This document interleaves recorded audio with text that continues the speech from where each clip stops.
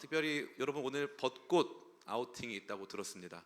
여러분 놀라지 마세요. 벚꽃은 이미 끝났습니다. 벚꽃 엔딩 됐어요. 그래서 지금 가면은 벚꽃도 없고 낭만도 없고 그냥 더울 뿐입니다. 재미도 하나도 없을 거예요.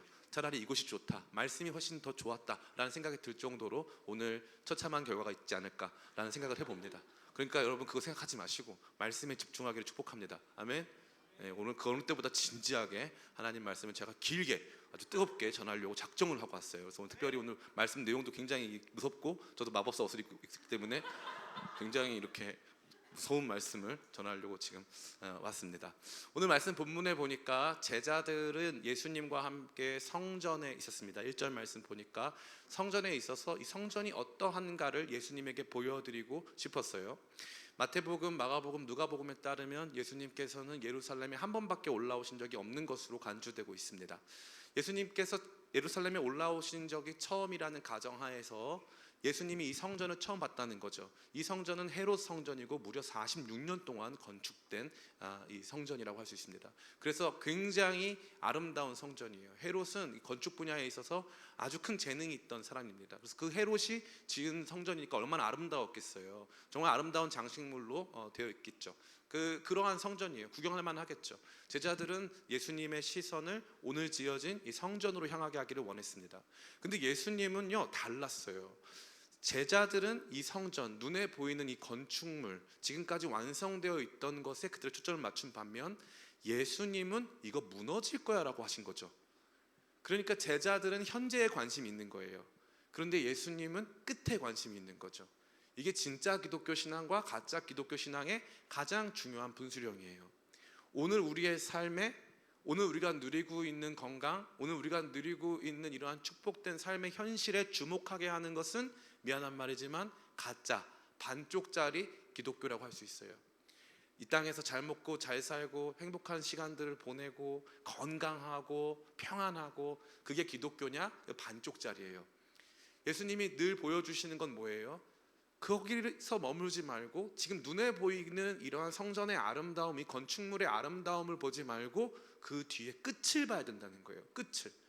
그 뒤에 무슨 일이 일어날지 봐야 한다는 것이죠. 우리의 근시안적인 신앙을 주님께서는 더 먼 곳을 바라볼 수 있게 하시는 종말론적 신앙으로 바꾸기를 원하셨다는 것입니다. 예수님의 예언, 성전이 무너질 것이라고 하는 예언은 성취됐을까요? 성취되지 않았을까요? 인터뷰 설교를 다시 또 시작하게 하는 다시 한번 물어보겠습니다. 여러분 대답 잘하면 인터뷰 설교 안 할게요. 성취되었을까요? 안 되었을까요? 성취되었습니다. 안 되었습니다. 아니 성취됐는데 성취는 된 게 맞아. 그런데 오늘 인터뷰 설교가 아직 지금 완료가 안 됐어. 왜냐하니까 여러분 대답이 너무 작았어요. 다시 한번 물어보겠습니다. 예수님의 말씀이 성취됐어요? 안 됐어요? 성취됐습니다. 그렇죠. 예수님의 말씀이 성취되었어요. 그래서 성전은 AD 70년에 완전히 무너집니다. 46년 동안 어마어마한 자원과 인력을 투입하여서 건설한 성전이 하루아침에 완전히 무너지는 거예요. 그래서 그 성전에 남아있는 건축물, 구조물이 딱 하나 있어요. 벽이 하나 남았어요. 그 벽의 이름이 통곡의 벽이라고 하는 거예요. 통곡의 벽. 메시아가 와서 다시 이 성전을 이 시온 산에다가 재건을 해줄 거다라고 믿고 그 벽에서 지금도 유대인들이 기도하는 겁니다. 가끔 우리 기독교인들도 예루살렘 가서 성지 순례한다고 해서 통곡의 벽에서 기도하는 분들이 가끔 계신데 그러면 안 돼요. 개신교인들은 거기서 기도하는 건 아니에요. 물론 거기가 어디든 기도할 수 있죠. 거기서 기도해도 돼요. 근데 통곡의 벽을 붙잡고 주님 이 건물 성전을 다시 세워주세요 하는 것은 전혀 우리가 믿는 신앙과는 다르다는 거예요. 다르다. 완전히 다른 문제다. 어찌됐건 예수님의 말씀은 온전히 성취되었습니다. 그러니까 예수님께서는 저와 여러분에게 없어질 것, 사라질 것, 그것에 주목하는 것이 아니라 앞으로 이루어질 일들에 주목해야 한다. 네가 진짜 바라봐야 할, 그리스도 안에서 진짜 꿈꾸고 소망하고 기대해야 할 내용이 따로 있다라고 말씀하시는 거죠. 그래서 그 끝을 보는 이야기를 저와 여러분에게 해주는 거예요. 그래서 우리의 눈을 들어서 성전이 아닌 성전 너머의 이야기로 집중시켜주는 것입니다. 최근에 이제 스페인 바르셀로나의 한 건축물이 완공이 됐죠. 사그레다 파밀리아라고 하는 건축물입니다. 이 사그레다 파밀리아는 무려 144년 동안 건축된 성당이에요. 제가 진짜 대단한 성당이겠다 생각을 많이 했는데 유럽 가보니까 성당이 너무 많아가지고 성당 보다가 좀 질려요. 지겨워. 너무 많아. 그 성당 안에 가보면요, 진짜 아름다운 구조물과 막 그림들이 가득합니다. 너무 멋있어요. 너무 근사합니다. 그런데 그게 뭐예요? 그게 바로 천주교 신앙이고, 그게 바로 반쪽짜리 신앙이에요. 건물로 모든 것을 보여주려고 하는, 외적인 모습으로 모든 것을 다 보여주려고 하는, 주님께서는 저와 여러분의 시선을 건물 뒤에 있는 복음으로, 건물 너머 있는 이 땅에서 일어날 역사적 사건들로 돌리시면서 우리로 하여금 그 날을 준비시켜 주시는 것입니다. 좋은 남자친구, 좋은 여자친구를 여러분 어떤 관점에서 볼지 모르겠지만, 당장 얼굴만 예쁘고 겉모습만 화려한 사람이 당연히 좋습니다. 농담이고요. 절대 그렇지 않고 끝을 함께 할 수 있는 사람인가가 제일 중요한 거예요. 끝을. 그 사람과 같이 설거지도 할 수 있는 사람, 그 사람하고 같이 여러 가지 힘든 역경도 이겨낼 수 있는 사람인가, 끝을 보는 게 중요한 거죠. 그러니까 신앙은 실제예요. 신앙은 실제고, 신앙은 진짜 본질을 우리 가운데 보여준다 이거죠. 그렇다면 주님께서 보여주시는 우리 삶 속에 전개될 하나님 나라의 종말론적 그림이 무엇이냐, 우리는 총 3가지를 통해서 볼 수 있어요. 첫 번째 따라해볼까요? 미혹. 예, 미혹이라고 하는 단어가 있죠. 우리 같이 한번 말씀 읽어보겠습니다. 우리 3절과 4절입니다. 같이 읽겠습니다. 3절에서부터 5절 같이 읽겠습니다. 시작. 예수께서 감람산 위에 앉으셨을 때 제자들이 조용히 와서 이르되 우리에게 이르소서 어느 때에 이런 일이 일어나겠사오며 또 주의 임하심과 세상 끝에는 무슨 징조가 있사오리이까. 예수께서 대답하여 이르시되 너희가 사람의 미혹을 받지 않도록 주의하라. 많은 사람이 내 이름으로 와서 이르되 나는 그리스도라 하여 많은 사람을 미혹하리라. 아멘. 제자들이 예수님의 의도와 같이 예수님이 보게 하신 성전 너머의 이야기, 이 성전은 무너질 것이고 그 성전 너머에 전개될 하나님 나라 복음의 이야기에 집중할 때 예수님에게 바른 질문을 했죠. 어떤 일이 일어납니까? 예수님은 첫 번째 말씀하신 것이 무엇입니까? 그 끝에 일어날 중대한 이야기 중에 하나가 바로 미혹이라는 거예요. 미혹. 근데 이 미혹의 핵심이 뭐예요? 내가 그리스도라는 거죠. 내가 그리스도다, 내가 재림 예수다 라고 하는 이 미혹의 이야기가 시작될 거라는 거죠. 이거 있었어요, 없었어요? 예수님 부활 승천하신 다음부터 지금까지 계속 있었어요. 제가 어느 이 구글 기사를 보니까, 구글에서 내용을 보니까 현존하는, 지금 살아있는, 살아 숨쉬고 있는 대한민국의 본인 자칭 재림 예수가 36명이라고 하더라고요. 그래서 프로그램을 해야 돼. 나는 예수다. 프로그램, 누가 진짜 예수인가를 배틀로 겨루는. 그래서 어떤 분이 그러더라고요. 그 나는 예수다 프로그램 일단 다 죽이고 부활하는 사람이 진짜 예수로 간주하자. 간단하게 끝낼 수 있잖아요. 일단 죽이고 시작하자는 거예요, 그 사람들을. 그러면 진짜 다 십자가에 일단 달아보자. 그래서 죽고 나서 부활하면 우리가 믿으면 되잖아. 그때부터 믿으면 되잖아. 그러니까 그 얘기를 이제 하더라고요. 이 얘기가 비단 우리의 시대에만 있는 게 아니에요. 너무 흥미롭게도 수천 년 전부터 매 세기마다 끊임없이 이런 사람들이 등장해 온 거예요. 그래서 이러한 사람들이 미혹하면 문제가 뭐냐니까, 미혹을 당할까요, 안 당할까요? 당한다는 거예요. 당한다는 거예요. 그럼 이거 재밌는 게 뭐냐니까, 재림 예수가 미혹 안 해도 어떤 일이 있냐니까, 내가 예수까지는 아닌데 내가 그리스도쯤, 다시 말해서 너희를 자유롭게 해줄 수 있는 존재쯤은 돼 라고 하는 사람들도 많아요. 교주들 생각보다 굉장히 많습니다. 그러한 사람들이 여러분의 삶을 미혹해가지고 휙 사로잡아가지고, 거기 보니까 이제 매력이라는 단어 있잖아요. 우리나라 그 말 중에 매력, 한자어 중에 그 매자가 무슨 매자인 줄 아세요? 도깨비 매자예요. 그래서 이성한테 매력에 빠지잖아요. 도깨비한테 홀린 것 같다는 뜻이에요. 홀린 것 같다. 여기 남친 여친 있는 사람들 있잖아요. 이 사람 옆에 있는 내 남친 여친이 예쁘고 잘생겼어요, 안 잘생겼어요? 예쁘다고 말해주네요. 네. 상당히 관계에 위기가 있나 봐요. 뭔가 잘해야 되는 그런 상황인 것 같기도 하고. 매력에 빠진다는 거예요. 매력에. 미혹도 마찬가지예요. 나는 절대 그런 사람 믿지 말아야지 했는데 나도 모르게 어느 순간에 저 사람이 메시아인 줄 안다는 거죠. 이걸 좀 더 광의적으로 넓은 의미에서 보자면요, 특정한 목회자, 특정한 영적 리더에게도 미혹당하는 경우가 굉장히 많아요. 굉장히 많습니다. 어떤 목사님, 그 목사님 말씀이 다 맞고 다른 목사님은 다 틀렸고 전 목사님만이 진리고 다른 목사님 다 틀렸다. 이런 경우가 굉장히 많습니다. 한 교회가 있어요. 제가 얼마 전에 설교 때도 인용했는데 그 교회의 목사님이 돌아가셨어요. 돌아가신 지 10년이 넘었어요. 근데 이 목사님이 굉장히 탁월한 분이어가지고 막 설교를 너무 잘했어요. 근데 사실 좀 틀린 부분도 많고 한데 성도들이 많이 모였어요. 근데 목사님 돌아가셨거든요. 아주 안 좋은 방식으로 돌아가셨거든요. 그런데 사람들이 이 목사님 설교가 너무 좋으니까 그 목사님은 돌아가셨지만 그 교회 성도들이 흩어지지 않고 10년 동안 지금도 그 목사님 동영상을 틀어놓고 예배를 드려요. 그러면 우리가 하고 싶은 질문은 뭐예요? 그럼 그 목사님의 설교가 아니면 하나님의 뜻을 알 수 없다는 거잖아요. 그잖아요. 그러면 그분이 성도들을 미혹하고 있는 것이죠. 사실 그분이 지금 돌아가셨기 때문에 미혹하고 있는 게 아니라 그 성도들이 미혹당했다는 거죠. 그러면 그만큼 무서운 거예요. 그만큼. 이것이 이른바 유명한 스타 목회자들이 얼마든지 가질 수 있는 잘못된 함정입니다.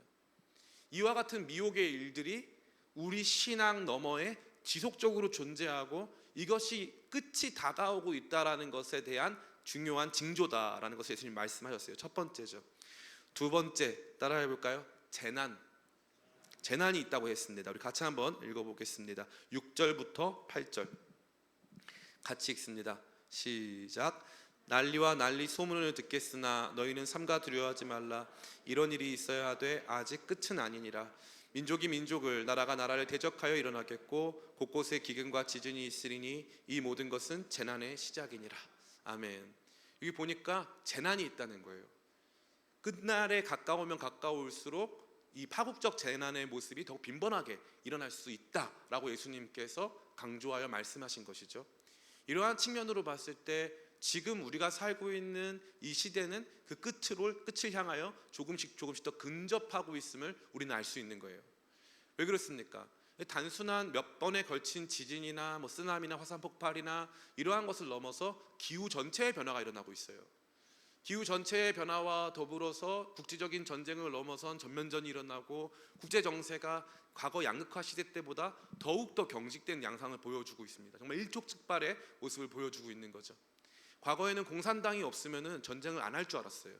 근데 지금은 더 다양한 이 이해관계 속에서 수많은 국제 분쟁들이 일어나고 전쟁에서 수많은 사람들이 죽어가고 있습니다.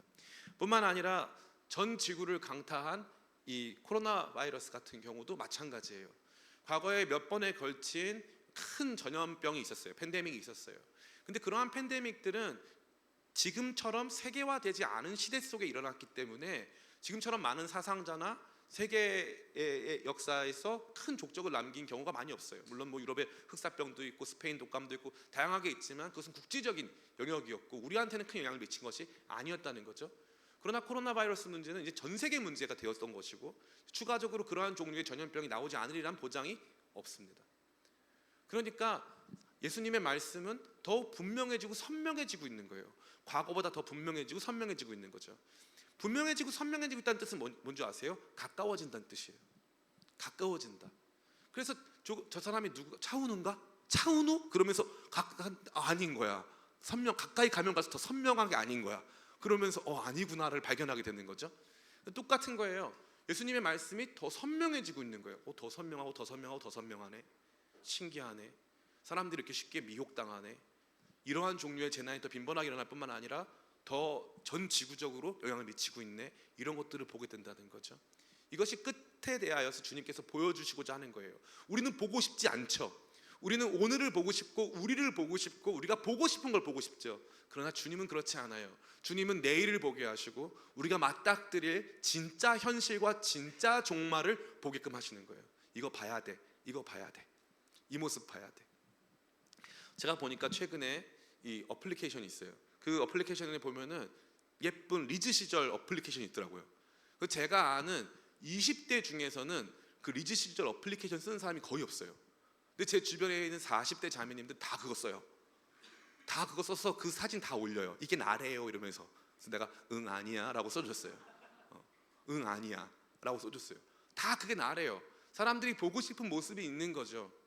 그런데 그 모습이 없어졌을 때 화장을 다 지우고 삶의 시간들이 흘러가면서 정말 거울을 마주 대했을 때 나는 준비해야 되는 거예요. 제가 최근에 운동을 열심히 하잖아요. 제가 왜 운동을 열심히 했겠어요? 직면해 본 거죠. 건강검진을 통해 나를 직면해 보고 거울 속에 나를 직면해 봤더니 이건 아니다라는 생각이 든 거예요. 그래서 제가 확인한 거죠. 제 끝을 마주 대한 거죠. 결국 이렇게 되다가 어느 시점에 이 정도까지 돼가지고 이렇게 끝나겠구나를 목도하게 된 거죠. 주님께서 보여주시는 거예요. 미혹하는 일들이 많아지고 복음이 아닌 것이 복음으로 포장되고 수많은 사람들이 잘못된 것에 열광하고 잘못된 목회자 한 사람에 열광하는 일들이 발생하게 될 것이다. 그리고 수많은 재난이 일어나게 될 것이고 난리가 일어나고 국제적인 전쟁들, 분쟁들이 끊임없이 일어나게 될 것이다. 그것이 더욱더 그 광범위하게 그 범위가 확대될 것이다. 예수님 말씀하시는 거예요. 그걸 보면서 우리는 분명히 봐야 되는 거죠. 진짜 맞네. 진짜 그런 일이 벌어지네. 여러분, 기독교 신앙만큼 역사와 관련된 깊이 결부돼서 우리에게 종말론적 이야기를 들려주는 신앙은 없습니다. 없다고 보시면 돼요. 그냥 없어요. 하나님께서 뭔가 일을 이루어가고 계시고 그 일이 지금 끝마칠 때가 되었다라는 것을 끊임없이 상기시켜주고 깨어있으라고 말해주는 신앙은 없다는 거예요. 굉장히 지혜롭게 하고 우리로 하여금 굉장히 분명하게 하는 신앙의 내용이 아닐 수 없는 것입니다. 자, 세 번째입니다. 따라해볼까요? 박해. 박해. 9절 말씀이죠. 9절 10절 9절부터 12절까지 좀 긴데 같이 한번 읽어볼게요. 시작. 그때 사람들이 너희를 환난에 넘겨주겠으며 너희를 죽이리니 너희가 내 이름 때문에 모든 민족에게 미움을 받으리라. 그때 많은 사람이 시족하게 되어 서로 잡아주고 서로 미워하겠으며 거짓 선지자가 많이 일어나 많은 사람을 미혹하겠으며 불법이 성함으로 많은 사람의 사랑이 식어지리라. 아멘. 이 박해의 차원이 굉장히 흥미롭게 전개되는 것을 볼 수 있어요. 처음에 박해라고 하는 것은 이 믿음을 가진 사람들을 이 고난 가운데 내어줘서 우리가 갖고 있는 이 믿음을 약화시키고 교회를 파괴하는 행위가 박해라고 생각했잖아요. 근데 예수님께서 이 박해의 문단에 이르러서는 좀 새로운 차원까지 이것을 확대시켜 나가는 거죠. 그래서 11절에 보니까 거짓 선지자가 등장한다는 거예요. 박해의 새로운 차원이죠. 박해는 그냥 내가 믿고 있는데 못 믿게 하는 차원이 아니라 거짓된 진리를 가르치는 수많은 사람이 나타난다는 거예요. 거짓된 진리를 가르치는 수많은 사람들. 제가 명예훼손에 걸릴까봐 말을 못 하겠는데 유튜브 채널 중에 이라고 하는 그 채널이 있어요. 요거는 좀 묵음 처리 부탁드릴게요. B 처리. 이라고 하는 그 채널이 있어요. 근데 그분 보면은요, 최근에 자기 결혼식을 하는데 왕의 결혼식처럼 막 성경적으로 포장해가지고 하는데 사람들이 막 열광을 해요. 수만 명이 봐. 와, 나 보면서 너무 충격을 받았어. 이런 거 보는 사람들 도대체 어떤 사람들일까 고민을 많이 했어요. 너무너무 신기해요. 근데 그 사람이 행하고 있는 그 일이 예수님 뭐라고 말씀하시냐면 박해라는 거예요. 진짜 복음이 서지 못하게 만들고 가짜 복음으로 대체하게 만드는 종류의 박해가 거짓 선지자들이니까 이 사람 자칭 뭐예요? 선지자라는 거예요. 예수라고 하는 사람은 자기가 왕이 자기를 따라라는 거죠. 완전히 잘못된 거죠. 거짓 선지자는 예수님 계셔. 나 예수님 아니야. 나 선지자야. 그런데 내가 진짜 말씀 전해줄게. 라고 여러분을 미혹한다는 거죠. 이것 또 다른 차원의 박해라는 거예요. 박해. 제가 예전에는 기쁨의 교회가 많이 부흥하고 막 우리가 각 지역마다 우리 교회가 세워지고 하는 꿈을 꾼 적이 별로 없어요. 근데 제가 어느 순간부터 이 많은 교회 집회를 다니고 하면서 느꼈는데 생각보다 성경 말씀을 이 정도로 이렇게 균형 있게 가르치고 하는 교회가 많이 없더라고요. 많이 없어요. 제가 교만하다고 생각하실 수도 있겠지만 저 회개할게요. 회개는 제가 알아서 할 테니까 그럴 수 있겠지만 놀랍게도 생각보다 많이 없어요. 그래서 건강하게 교회가 막 무슨 다른 어떤 강압에 의해서 막 율법적으로 이게 아니라 진짜 하나님 말씀이 뭐냐에 대해서 그냥 있는 그대로 가르쳐주고 그것을 정말 있는 그대로 믿게끔 도와줄 수 있는 교회가 생각보다 많지 않다는 걸 발견해서 다른 데 좋은 교회도 있겠지만 그 교회를 못 찾고 이상한 교회에 헤매는 사람들이 많을 바에는 우리가 다른 지역이나 다른 세대나 다른 어떤 우리와 다른 사람들에게 있어서 이러한 내용들을 계속적으로 증거하는 일이 필요하겠다는 판단을 많이 한 거죠. 정말 그것이 박해예요. 또 다른 차원의 박해.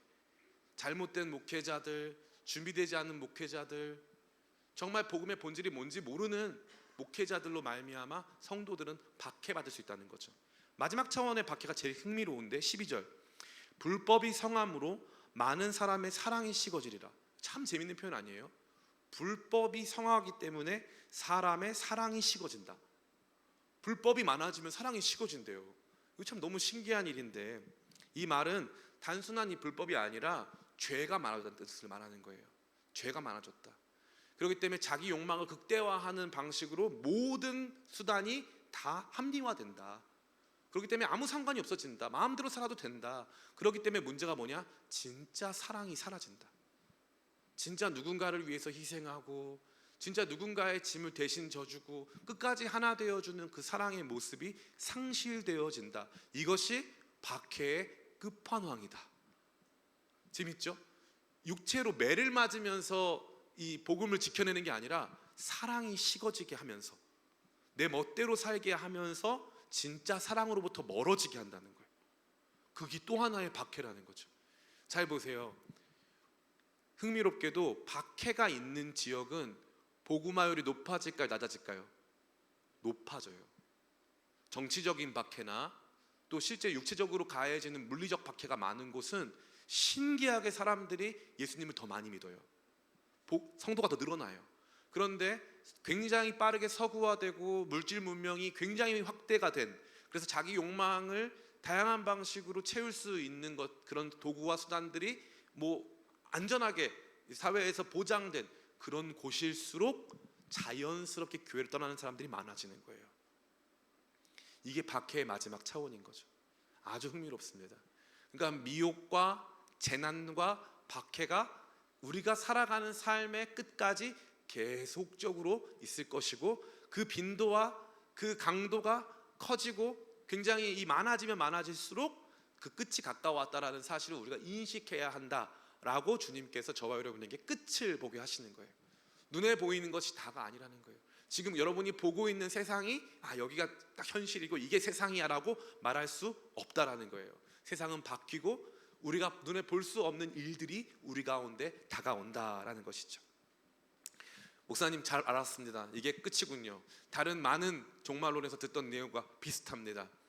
정말로 이 미혹하는 일, 재난의 일, 또 박해의 일, 이것들이 우리 가운데 있음을 보게 됩니다. 끝을 확인했네요. 네, 여기까지가 끝이 아닌 끝이에요. 그래서 이거는 과정에 불과합니다. 어떻게 알 수 있어요? 진짜 끝이 남았거든요. 예수님은 그 진짜 끝을 저와 여러분에게 보여주고 싶으셨습니다. 우리 13절부터 14절 같이 읽겠습니다. 시작. 그러나 끝까지 견디는 자는 구원을 얻으리라. 이 천국 복음이 모든 민족에게 증언되기 위하여 온 세상에 전파되리니 그제야 끝이 오리라. 아멘. 진짜 끝이 따로 있네요. 앞에서 보았던 끝의 징조들은 굉장히 부정적인 것들이었어요. 근데 진짜 끝의 내용은 주님께서 보여주시는 것 중에, 앞의 내용은 미혹받고 재난 막 일어나고 막 난리 일어나고 박해가 벌어지고 교회가 핍박을 받고 하는 부정적이고 어두운 그림이었다면, 주님께서 보여주시고자 하는 진짜 끝의 모습은 무엇입니까? 바로 이렇게 되어 있는 거예요. 이 천국 복음이 모든 민족에게 증언되기 위하여 온 세상에 전파되리니 그제야 끝이 오리라 라는 거예요. 이 내용은 뭐예요? 끝까지 견디라는 거예요. 그리고 이 천국 복음은 온 세상 만민들에게 전파될 것이다. 그리고 그게 진짜 끝의 징조다라고 말하는 거죠. 어떤 선교단체는 이러한 내용을 굉장히 자극적으로 사용합니다. 그래서 어떻게 하면 모든 민족에게 복음이 전해지면 그제야 끝이 온다고 했으니까 어떻게 하면 끝이 올까를 고민해가지고 우리가 모든 민족에게 복음을 전하면 예수님이 그때 오시겠다 라고 생각해서 주님의 재림을 앞당기는 교회 막 이런 거예요. 제가 농담을 하기가 진짜예요. 선교단체 구호가 주님의 재림을 앞당기는, 우리 세대의 예수님의 재림을 막 이러면서 막 선포하는 거예요. 저는 그거 나쁘다 생각하진 않아요. 나쁜 건 아닌데 오해했다고 생각해요. 오해. 이 말씀에 보니까, 여러분 죄송합니다. 제가 여러분 굉장히 힘들게 하는 거잖아요. 위에 계신 우리 미디어 팀들이 제가 움직이니까 굉장히 힘들게 이렇게 하고 있거든요. 제가 저를 따라하고 있을래요? 네, 이렇게 테스트용이죠. 테스트용으로 제가 이렇게 해보는 거예요. 이렇게 잘 따라오고 있네요. 훌륭하고. 우리 최수아 자매 박수 한번 쳐주세요. 네. 네. 미디어 팀에게도 긴장감을 줘야 하니까. 근데 이 말씀 잘 보세요. 모든 민족에게 전파해야 한다라고 되어 있어요? 전파된다고 되어 있어요? 전파된다고 되어 있어요. 여러분 보고 하래요? 전파된대요? 전파된대요. 그죠? 일단 능동태가 아니에요. 수동태예요. 전파된대요. 그죠? 그리고 전파되면 내가 바로 오겠다고 되어 있어요. 그제서야 끝이 오리라고 되어 있어요. 예, 모든 민족에게 복음, 천국 복음이 전파되는 것은 예수님 재림에 있어서 필요 조건이지 충분 조건이 아니에요. 그러니까 이 일은 예수님이 오시겠다라고 하는 그 약속에 대하여서 가장 기본적으로 충족돼야 될 조건은 맞아요. 그러나 이거 충족됐다고 예수님이 무조건 오셔야 되는 건 아니라는 거예요. 그러니까 우리의 선교적 열정과 예수님의 재림의 이 시간과의 간격을 자꾸 줄이려고 하는 시도는 그 자체로 이 말씀에 의한 지지를 받고 있지 못하다는 거예요. 분명한 건 이거예요. 주님께서 더 여러분이 보라고 한 건 뭐였죠? 이거예요. 보세요. 성전 무너질 거야. 야, 미혹될 거야. 그리스도라고 하는 사람 막 나타날 거야. 거짓 선지자들 와가지고 너네 막 미혹시킬 거야. 그리고 막 난리가 날 거야. 막 전쟁 일어나고 막 그럴 거야. 그런 일이 막 발생할 거야. 그리고 박해받을 거야. 너네 가운데 막 이 복음 때문에 죽는 사람도 생길 거야. 주님 너무 무서워요. 그런데 끝까지 견디면 하나님께서 널 구원하실 거야. 그리고 이 복음이 지금은 굉장히 작아 보이지만 이 천국 복음이 온 세상 모든 사람들이 듣게 될 거야. 이 말씀 이루어졌어요? 안 이루어졌어요? 이루어졌어요. 온 세상 모든 사람들이 이 복음을 듣고 있어요. 듣게 됐어요. 오늘날 가장 빠르게 복음화되고 있는 지역은 이슬람 지역이에요. 이슬람 지역. 얼마 전에 어떤 분하고 이제 튀르키예 얘기를 이렇게 하고 있었는데 그분이 이제 튀르키예에 이제 가셨대요. 가가지고 이렇게 그 활동을 하는데 택시 기사를 만났대요. 택시 기사가 물어보더라는 거예요. 당신 크리스찬이냐고. 그래가지고 나 크리스찬이라고 말을 했대요. 선교사님이 나 크리스찬이다 말을 했는데 이분이 그런다는 거예요. 나도 크리스찬이라는 거예요. 택시 탔는데 택시 기사가 크리스찬이라는 거예요. 너무 기쁘게. 너 어떻게 크리스찬 됐냐 했더니 예수님이 꿈속에서 만나주셨다. 나 그래서 크리스찬 됐다는 거예요. 그런 사람들이 지금 굉장히 많아지고 있어요. 굉장히. 그리고 우리 천민찬 선교사님, 우리 아프가니스탄 지역 선교하시는 천민찬 선교사님 같은 경우에 이 파슈툰어, 페르시아어로 사역을 하시거든요. 페르시아어로 온라인 사역을 하시거든요. 그런데 사람들이 몇만 명씩 그 영상 보고 회심해요. 놀라운 일이 벌어지고 있어요. 천국 복음은 멈추지 않았어요. 흥미롭게 이 미혹 가운데서도 재난 가운데서도 박해 속에서도 천국 복음은 계속 전해지고 있고 교회는 결코 작아진 적이 없어요. 교회는 계속 커가고 있어요. 여기에서 우리가 생각했을 때는 멈추는 것 같죠? 절대 멈추지 않아요. 아까 우리 소다미 자매가 정말 AI 같이 웨일즈 선교에 대해서 정말 차갑게 나눠줬어요. 정말 냉미녀 같았어요. 정말 차갑게 나눠준 그 내용 속에 보니까 여기 앞에 자기들 언어로 예수님의 부활을 축하하는 수많은 분들이 있죠. 스완지는 굉장히 작은 도시예요. 굉장히 작은 도시. 웨일즈에 가서도 굉장히 작은 도시가 스완지예요. 예쁜 도시긴 맞는데 작은 도시예요. 그런데 그 스완지에 지금 난민들이 몰려드는 거예요. 지금 난민들이 몰려들어가지고 그 사람들이 원래 이슬람들인데 교회에 나와서 제자훈련 받아. 이슬람인데 그러면서 크리스찬으로 바뀌는 거예요. 믿어지세요? 아프리카 사람들 또 이 아랍 지역, 시리아 지역, 아프가니스탄 지역 사람들 다 와서 저기서 다 예수님 만나고 있는 거예요.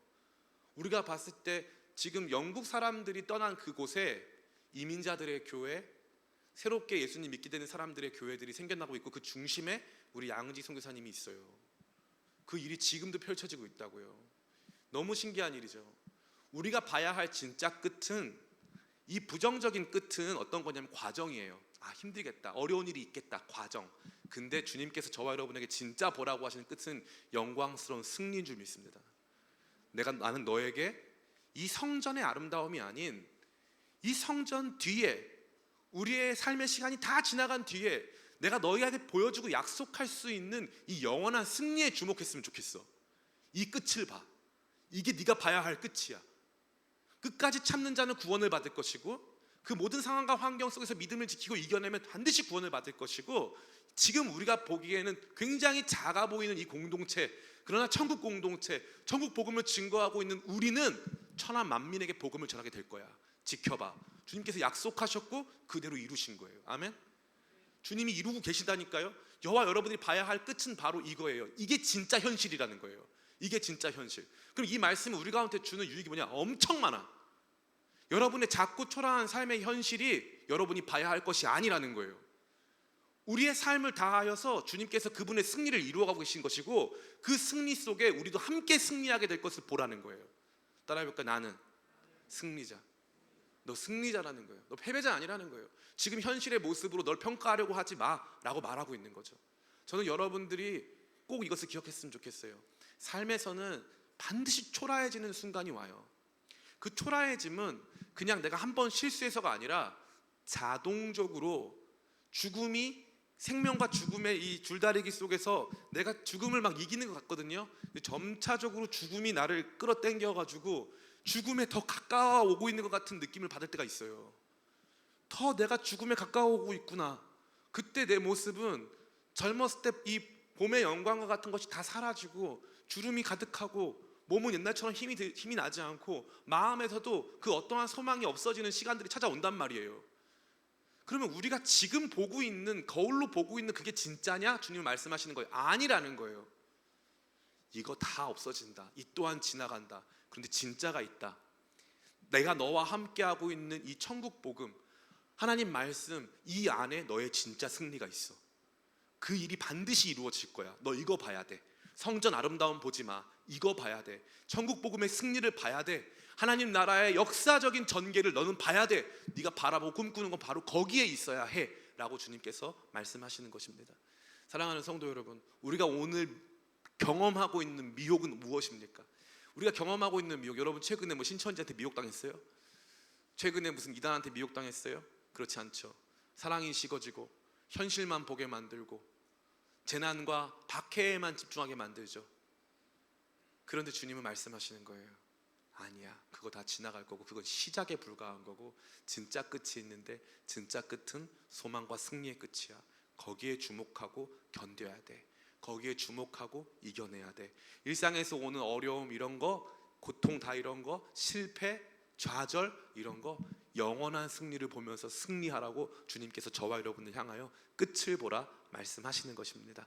저는 여러분들이 이 거룩한 영적 지혜를 가지고 주님께서 이루신 그 일들, 약속하신 그 일들, 이뤄가실 그 일들을 바라보며 우리의 오늘이 아닌 우리라고 하는 삶을 지나서 이루실 주님의 영원하신 약속과 그분이 이루실 영원한 미래를 바라보며 믿음 가운데 그 끝을 보며 승리하게 되시기를 예수님의 이름으로 축원합니다.